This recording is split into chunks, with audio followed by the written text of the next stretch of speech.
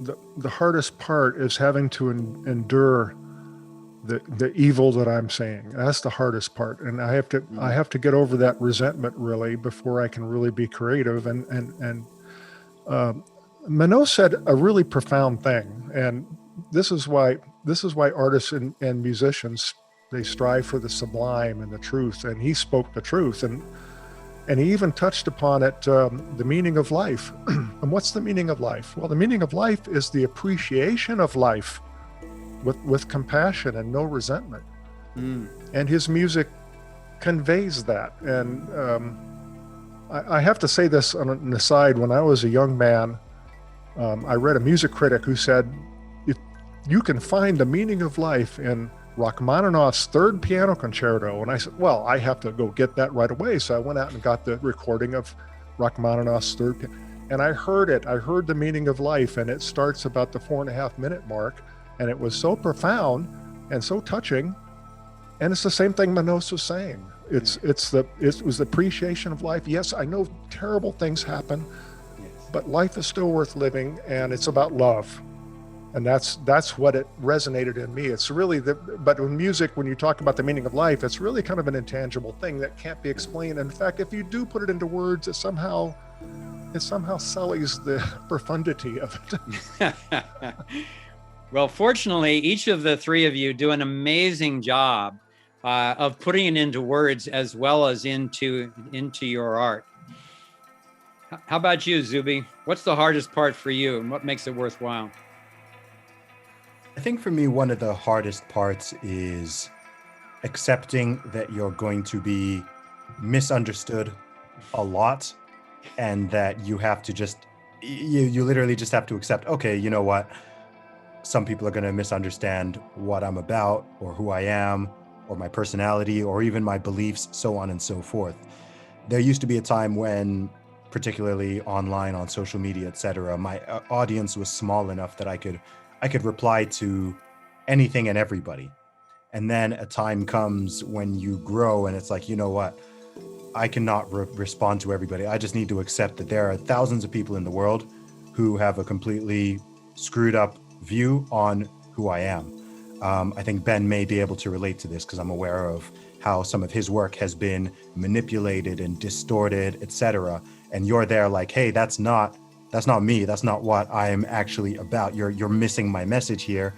And sure, tons of people are understanding it, but I think just being able to make peace with the fact that, you know what, no matter how well I communicate, no matter how decent a person I am, how well I try to do things, there are always going to be thousands of people out there, and eventually one day potentially millions, who just have a wrong view of who I am as a person, as an artist, so on and so forth.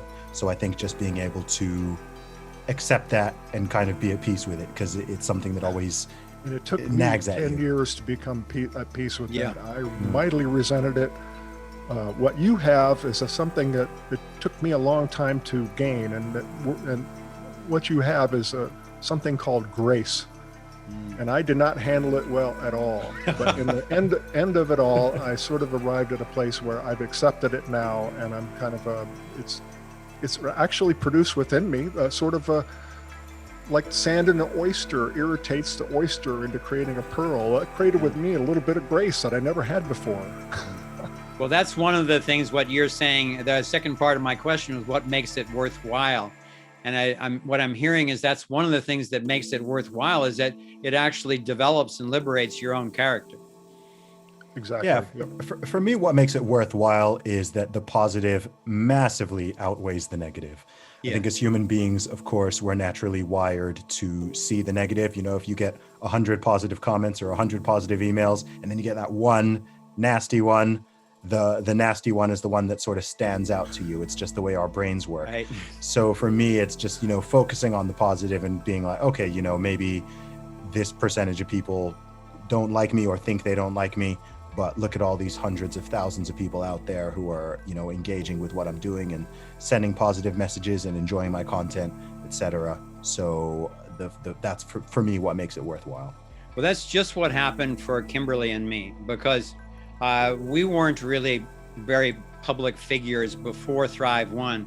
And with what we put in Thrive One, we truly didn't know whether anyone would pay any attention at all, or whether they'd love it, hate it, whether we'd have to send it out on like some sort of SETI broadcast or bury it in a time capsule or whatever. And sure enough, when it first came out, it's just what you were describing, Zuby. We literally had 99.5% likes on Facebook, but we're both going, yeah, oh, but there's this one who says, oh, it's all bullshit. And that's the one you'd be thinking about. But David Icke, when we interviewed him for the film, he talked about the liberation from the hassle-free zone.